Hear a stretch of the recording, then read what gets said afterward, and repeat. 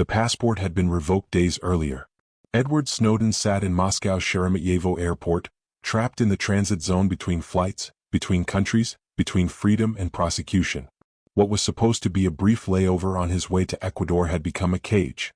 For 39 days he lived in that legal limbo. No country, no status, no way forward. The United States wanted him for espionage. Russia hadn't decided what to do with him. And the classified documents he'd leaked to journalists had already detonated across the world, exposing surveillance programs that monitored hundreds of millions of people. He'd burned his entire life to the ground to reveal what governments were doing in secret. And now he was stuck. Waiting. Watching the world react to what he'd done while he sat in an airport terminal, stateless and alone. Snowden didn't set out to become one of the most wanted men on Earth. But that's exactly what happened. And he's not alone. Throughout history, people have crossed lines so profound, committed acts so explosive, that entire nations mobilized to hunt them down. Some were caught. Some got away. Some are still out there. This is about the ones who made the world stop and search. Edward Snowden wasn't planning to be a whistleblower. He was a contractor. He worked for the NSA through Booz Allen Hamilton, stationed at a facility in Hawaii, managing computer systems that handled some of America's most classified intelligence. And then he saw something that made him question everything. The NSA wasn't just watching terrorists. They were watching everyone. Phone records, emails, internet activity, metadata from millions of American citizens, collected in bulk, stored indefinitely, analyzed without warrants. It wasn't targeted surveillance. It was mass surveillance. And it was happening under programs with names like PRISM and XKeyscore, programs the public had never heard of, programs that violated what Snowden believed were fundamental constitutional rights. On May 20, 2013, Snowden boarded a flight from Hawaii to Hong Kong. He carried encrypted files on thumb drives, thousands of classified NSA documents. He told his supervisor he needed medical leave for epilepsy treatment. He told his girlfriend he'd be gone for a few weeks. He didn't tell anyone where he was really going or what he was about to do. In Hong Kong, he met with journalists Glenn Greenwald and Laura Poitras in a hotel room. He handed over the documents. And on June 5, 2013, The Guardian published the first story. The NSA was collecting phone records from millions of Verizon customers. The next day they published details about PRISM, a program that gave the NSA direct access to servers at Google, Facebook, Apple, and other tech companies. The world erupted. Privacy advocates called Snowden a hero. Intelligence officials called him a traitor. And on June 14, 2013, the U.S. Department of Justice charged him with theft of government property and 2 counts of violating the Espionage Act of 1917. The same day the State Department revoked his passport. Snowden had planned to fly from Hong Kong to Ecuador via Moscow, where he'd be granted asylum. But when he landed at Sheremetyevo Airport on June 23, Russian authorities informed him his passport was no longer valid. He couldn't leave the airport. He couldn't board another flight. He was stuck. For 39 days Snowden lived in the transit zone. He slept in the airport. He ate airport food. He gave no interviews. The U.S. government demanded his extradition. Russia refused. Other countries he'd applied to for asylum either ignored his requests or declined. And the entire time, the revelations from his leaked documents continued to pour out. Stories about the NSA spying on foreign leaders, hacking into fiber optic cables, collecting data on a scale previously unimaginable. On August 1, 2013, Russia granted Snowden temporary asylum. He left the airport. In 2020, Russia granted him permanent residency. In 2022, he became a Russian citizen. As of 2025, Edward Snowden remains in Russia. The U.S. charges against him still stand. He's been there for 12 years. Supporters call him a hero who exposed government overreach. Critics call him a traitor who damaged national security. He's never set foot in America since he left. And he likely never will. Between 1978 and 1995, someone was mailing bombs. They arrived in packages. They detonated in offices, homes, parking lots. 3 people were killed. 23 were injured. And for nearly 2 decades, the FBI had no idea who was doing it. The bomber targeted universities and airlines, so the FBI gave the case a code name: Unabomber. University and Airline Bomber. The Unabomber. The first bomb arrived at Northwestern University in May 1978. A security officer opened it. It exploded, injuring him. A year later, another bomb went off at Northwestern. Then one detonated on an American Airlines flight mid-air, filling the cabin with smoke and forcing an emergency landing. 12 people were hospitalized. The attacks were sporadic. Months, sometimes years, passed between bombs. But they kept coming. A computer store owner in Sacramento. A geneticist at UC Berkeley. An advertising executive in New Jersey. The bombs were handmade, carefully constructed from wood and metal scraps, each one more sophisticated than the last. And there were no fingerprints. No witnesses. No leads. By 1995, the investigation had cost over $50 million and involved more than 150 full-time agents. It was the most expensive manhunt in FBI history. And they were no closer to finding him. Then, in September 1995, the Washington Post and the New York Times received a package. Inside was a 35,000-word manifesto titled, Industrial Society and Its Future. The author demanded it be published. If it was, he said, he would stop the bombings. After consultation with the FBI and the Attorney General, the newspapers published it on September 19, 1995. A man named David Kaczynski read it. And something felt familiar. The phrasing. The ideas. The tone. It sounded like his brother. David contacted the FBI. He gave them letters his brother Ted had written over the years. Forensic linguists analyzed them. The writing style matched. The philosophy matched. Even certain misspellings matched. On April 3, 1996, FBI agents raided a remote cabin near Lincoln, Montana. The cabin was tiny, 10 feet by 12 feet, with no electricity, no running water, no phone. Ted Kaczynski, 53 years old, lived there alone, surviving off the land, reading books from the library and building bombs. Inside the cabin, agents found bomb components. A live bomb ready to be mailed. And 40,000 handwritten journal pages documenting his crimes, his experiments, his thoughts. They also found the original typed manuscript of the manifesto. Ted Kaczynski was a mathematician. A prodigy. He'd been accepted to Harvard at age 16. He'd earned a PhD from the University of Michigan. He'd taught at UC Berkeley. And then, in 1969, he'd walked away from it all, moved to Montana and started building bombs. His manifesto railed against technology and modern industrial society. He believed technological progress was destroying humanity, eroding freedom, creating psychological suffering. He wanted to start a revolution. And he believed violence was necessary to make people listen. On January 22, 1998, facing the death penalty, Kaczynski pleaded guilty to all charges in exchange for life in prison without parole. He was sentenced to 8 consecutive life terms. On June 10, 2023, Kaczynski was found dead in his cell at a federal medical facility in North Carolina. He was 81 years old. The case that had terrorized the nation for 17 years was finally over. In 1987, a man in northern Uganda claimed he was possessed by spirits. He said God spoke to him. He said he was going to overthrow the government and establish a theocracy based on the 10 Commandments. His name was Joseph Kony. And for the next 3 decades, he would lead one of the most brutal insurgencies in African history. Kony founded the Lord's Resistance Army, the LRA. At first, he said he was fighting government oppression. But the LRA didn't fight the government. They fought civilians. Ekoli civilians. Kony's own people. The LRA abducted children. Boys were forced to become soldiers. Girls were forced into sexual slavery. Over 66,000 children were taken. Entire villages were burned. Over 100,000 people were killed. More than 2 million were displaced from their homes.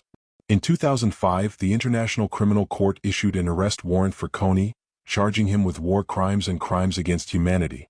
A $5 million reward was offered for information leading to his capture. In 2011, President Obama authorized 100 U.S. military advisors to assist African forces in hunting Kony down. In 2012, a viral video called Kony 2012 brought international attention to his crimes, garnering over 100 million views in days. But Kony was never caught. He moved between countries: South Sudan, the Democratic Republic of Congo, the Central African Republic. His forces dwindled. By 2017, intelligence estimated he had fewer than 100 fighters left. The U.S. ended its military operations, citing the reduced threat. In 2020, reports placed Kony in a disputed border region between Sudan and South Sudan, living with a small group of followers, surviving by farming and trading in local markets. He had reportedly abandoned his goal of overthrowing the Ugandan government. He was simply trying to survive. On November 6, 2025, the International Criminal Court confirmed all 39 charges against Joseph Kony: war crimes, crimes against humanity, murder, sexual enslavement, and the use of child soldiers. The confirmation hearing was conducted without Kony present, the first of its kind at the ICC. He was represented by a court-appointed lawyer. As of 2025, Joseph Kony remains at large. He's evaded capture for over 30 years. The ICC calls him their longest-standing fugitive. And despite everything, despite the international manhunt, the military operations, the viral campaigns, he's still out there. The siege lasted 1,425 days. Nearly 4 years. From April 1992 to February 1996, Bosnian Serb forces surrounded Sarajevo and bombarded it relentlessly. Snipers fired on civilians fetching water. Artillery shells rained down on markets, schools, hospitals. Over 11,000 people were killed, most of them civilians. It was the longest siege of a capital city in modern history. And it was ordered by a man named Radovan Karadžić. Karadzic was the president of Republika Srpska, the self-proclaimed Bosnian Serb Republic, during the Bosnian War. Before the war he was a psychiatrist, a published poet. But when Bosnia declared independence from Yugoslavia in 1992, Karadzic and his Serbian Democratic Party refused to recognize it. Instead, they launched a campaign of ethnic cleansing to carve out a greater Serbia.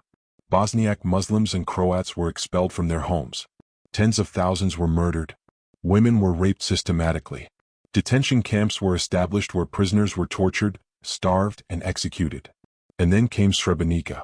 In July 1995, Bosnian Serb forces led by General Ratko Mladic descended on the town of Srebrenica, a supposed UN-safe area. Over the course of several days, approximately 8,000 Bosniak men and boys, some as young as 12, were systematically executed and buried in mass graves. It was the worst atrocity on European soil since World War II. It was genocide. On July 25, 1995, the International Criminal Tribunal for the former Yugoslavia indicted Radovan Karadžić for genocide, crimes against humanity, and war crimes. And then he disappeared. For 13 years, Karadzic evaded capture. He moved through Serbia under various aliases. He grew out his hair and beard. He practiced alternative medicine in Belgrade under the name Dragan Dabic, calling himself a specialist in human quantum energy. He attended public lectures. He even had a website. He was hiding in plain sight. On July 21, 2008, Serbian intelligence located him riding a public bus in Belgrade. Police arrested him without incident. He was extradited to The Hague to stand trial. His trial began on October 26, 2009. Karadzic represented himself, mounting a defense that blamed Bosniak forces for staging attacks and claimed he was protecting Serbs from persecution. The trial lasted years. On March 24, 2016, he was found guilty of 10 out of 11 charges, including genocide in Srebrenica, and sentenced to 40 years in prison. Karadzic appealed. On March 20, 2019, the appeals chamber upheld his conviction and increased his sentence to life imprisonment. Today, Radovan Karadžić is 80 years old. He's held in a UN detention facility in the United Kingdom. The man who orchestrated one of the darkest chapters in European history will spend the rest of his life in prison. But it took 13 years to find him.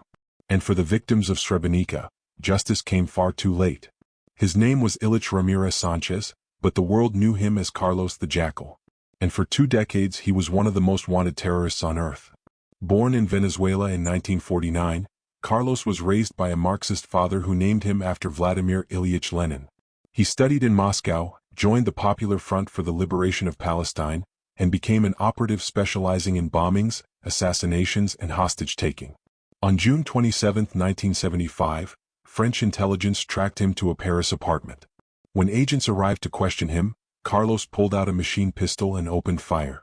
He killed 2 agents and his own handler, Michel Mukarbel, then fled the country. He was now a wanted man. But Carlos wasn't done. 6 months later, on December 21, 1975, he led a 6-person team in a raid on OPEC headquarters in Vienna, Austria. They stormed the building, opened fire, and took more than 60 hostages, including oil ministers from multiple countries. 3 people were killed, an Austrian policeman, an Iraqi OPEC employee, and a Libyan economist. Carlos demanded a plane. Austrian authorities complied. He flew his hostages to Algeria, then Libya, releasing them in stages. Somewhere between $25 million and $50 million in ransom was paid. Carlos walked away with the money. It was one of the most spectacular terrorist acts of the 1970s, and it made Carlos famous. For the next 2 decades, Carlos operated across Europe and the Middle East. He bombed cafes and trains in France, killing dozens. He worked with East German intelligence, Iraqi agents, Libyan operatives. He lived in safe houses in communist countries that shielded him from extradition. But after the Cold War ended, his protectors disappeared. Syria expelled him. The Soviet Union collapsed. His safe havens vanished. On August 14, 1994, French intelligence agents, working with Sudanese authorities, captured Carlos in Khartoum, Sudan. He was drugged, placed in a sack, and flown to France. In December 1997, Carlos was convicted of the 1975 murders in Paris and sentenced to life in prison. In 2011, he was tried again for bombings in the 1980s and given a second life sentence. In 2017, he received a third life sentence for a 1974 grenade attack in Paris that killed 2 people. Carlos the Jackal is still alive.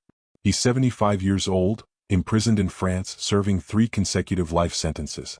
The glamorous revolutionary who once hijacked OPEC ministers and flew across continents now spends his days in a cell, forgotten by most of the world. His reign of terror is over. But it lasted 20 years. And hundreds of people died before he was finally stopped. So what do these stories have in common? Time. Justice, when it comes, takes time. Sometimes it takes 13 years. Sometimes 17. Sometimes 30. And sometimes it never comes at all. Snowden revealed government surveillance that reshaped privacy laws and sparked a global debate. But he's still in exile 12 years later, unable to return home without facing prosecution. Kaczynski terrorized the nation for nearly 2 decades before a family member recognized his writing and turned him in. And even then it took a published manifesto and a stroke of luck. Kony has been indicted by the ICC for 20 years. He's still out there. Still free. Still evading the justice that tens of thousands of victims deserve. Karadzic lived under an assumed name for 13 years, practicing medicine in Belgrade, attending conferences, blending into society while genocide survivors waited for accountability. Carlos the Jackal operated openly for 20 years, protected by governments that valued his utility more than the lives he destroyed. These aren't just stories about notorious people. They're stories about the limits of justice. About how long it takes. About how much has to go right. An informant, a tip, a brother who recognizes his siblings' writing, a government that finally decides cooperation is more valuable than protection. And they're reminders that being wanted doesn't mean being caught. That being hunted doesn't guarantee capture. That even when the entire world is looking, sometimes the most dangerous people slip through the cracks for years or decades or forever. Snowden sits in Moscow. Kony hides in the African bush. Karadzic and Carlos rot in prison cells. Kaczynski died before most of his victims saw real closure. The world moves on. But the question remains, how many others are still out there waiting to be found? How many will never be found at all? Justice isn't fast. And sometimes it's not even certain. But the hunt never stops. Because the world doesn't forget. And eventually, for most of them, the running ends.